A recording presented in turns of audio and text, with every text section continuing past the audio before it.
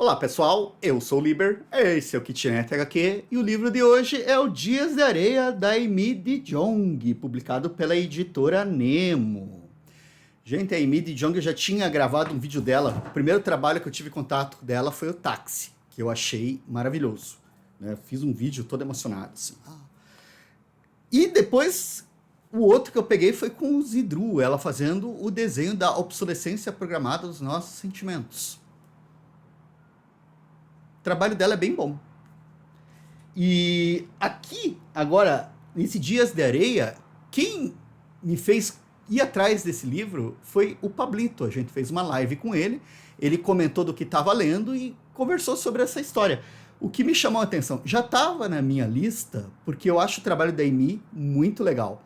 Mas assim, desses três aqui que eu mostrei, o Dias de Areia, para mim, é o mais bacana, assim. É a proposta com mais força. O que ela vai apresentar aqui pra gente? É tudo baseado em personagens reais, em fatos reais. A grande recessão americana na década de 30 e uma seca enorme, que aqui já no começo você vai ver, uma seca enorme que atingiu o centro dos Estados Unidos, de transformar a região em desertos, assim. E o governo precisava dar um suporte para as pessoas que moravam nessa região, que viviam da agricultura e que não, de repente não tinham mais subsistência. E para ajudar na avaliação do estrago, aqui tem algumas fotos, né? Daí isso que é o bacana. Os capítulos são abertos por fotos da época, né?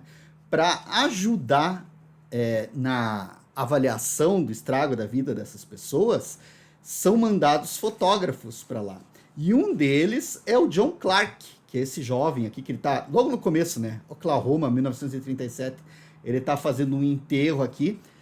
Aí é daquelas, né? Você mostra a cena e daí vai mostrar toda a história de como ele chegou nesse enterro. Quem ele está enterrando. O que ele está enterrando. Né? Daí, o famoso como vim parar aqui, né?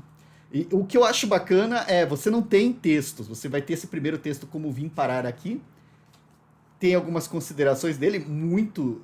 A arte dela eu acho incrível, a narrativa dela. Você não precisa de texto para te contextualizar. Você está vendo o que está acontecendo.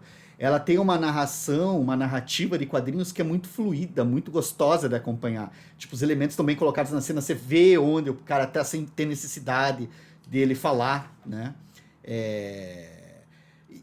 Enfim. O nosso John Clark, aqui no começo da história, ele vai para um escritório, ele trabalhava como fotógrafo freelance, mas estava super difícil se manter, né? E o governo abriu vagas para fotógrafos, né? Para trabalhar pelo governo para fazer esse projeto. Ele vai lá, apresenta o trabalho dele. Esse cidadão aqui depois, lá no final do trabalho, nos extras, a gente vai ver que é real, tem a foto, o nome dele, etc, né? Que ele era um dos que organizou isso daí. E já aqui nesse começo, quando está sendo feita a entrevista com o John Clark, né, que ele está mostrando os trabalhos dele e tal, você encontra uma discussão muito interessante sobre o que é a verdade. Então aqui nesse exemplo, aqui você vai ter os dois crânios, né? Essa história dos crânios também são explicadas lá nos extras, eu acho muito legal isso. E você veja que o cara bateu uma primeira foto do crânio numa determinada região. Depois ele pega esse crânio que ele tinha encontrado lá, leva junto. E quando ele encontra uma região com uma área, com a terra bem rachada, bem seca, ele coloca o crânio ali. Então o que ele está fazendo? Ele está criando um cenário. Ele está montando um cenário. E daí a pergunta é, ele está faltando com a verdade?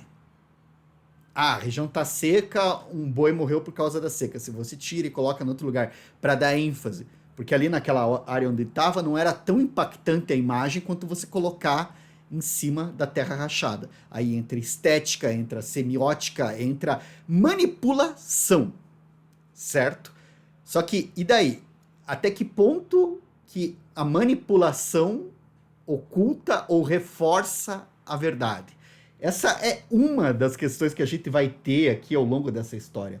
O John Clark, a gente vai saber que o pai dele era fotógrafo. Então, a Amy, ela constrói um personagem que é muito legal, porque o pai dele era fotógrafo, era alcoólatra.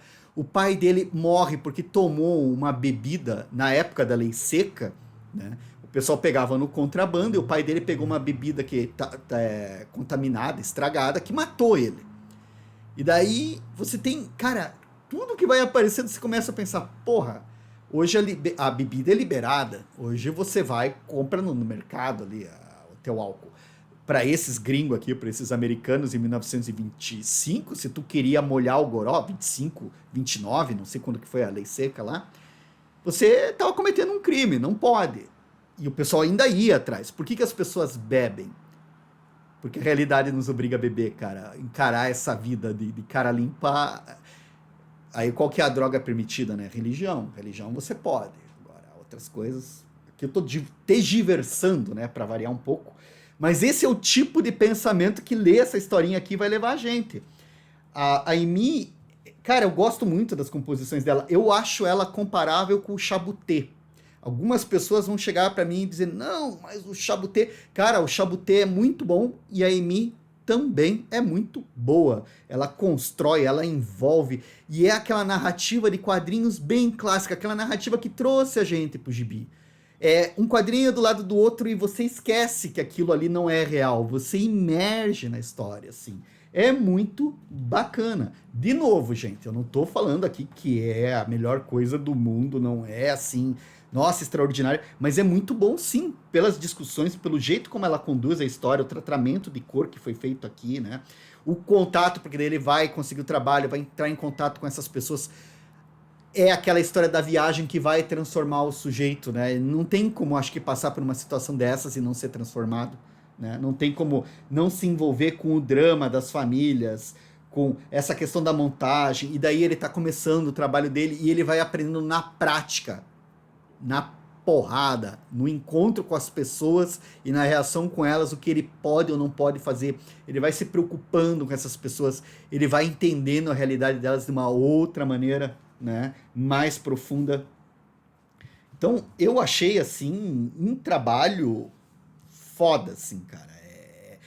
Vai trazer a questão histórica. É interessante falar que a Aimee, ela é uma autora holandesa, e para fazer esse trabalho, ela recebeu uma bolsa, isso eu acho legal, né? Uma bolsa da Fundação Neerlandesa de Letras. Então, alguém pagou para ela fazer esse trabalho. Alguém pagou para ela viajar, pesquisar. Aqui a gente está mostrando os extras e são muito legais as fotos da época, as fotos das tempestades de areia, né? Daí a gente tem aqui essa foto, que é super clássica. Ela foi feita pela fotógrafa Dorothea Lange e ela mostra a Florence Owens Thompson, né, que estava saindo do região. Agora imagine, você passa décadas numa região plantando e tal, a terra seca, para onde que você vai e o que você vai fazer. Daí é apresentado aqui o caminho que foi dado para essas pessoas. Mas o drama delas, o registro delas que está nessas fotos, a nossa amiga Aimee consegue colocar muito bem aqui na história, assim. Então, tipo assim, trabalho de primeira. Recomendo demais. Caríssimos e caríssimas, muito obrigado pela sua atenção. Se você curtiu o vídeo, dá aquele joinha maroto ali embaixo que ajuda a gente na divulgação do canal. Se achar que vale a pena, divulga o vídeo, né? E, mais uma vez, obrigado e nos vemos na próxima. Até lá, pessoal!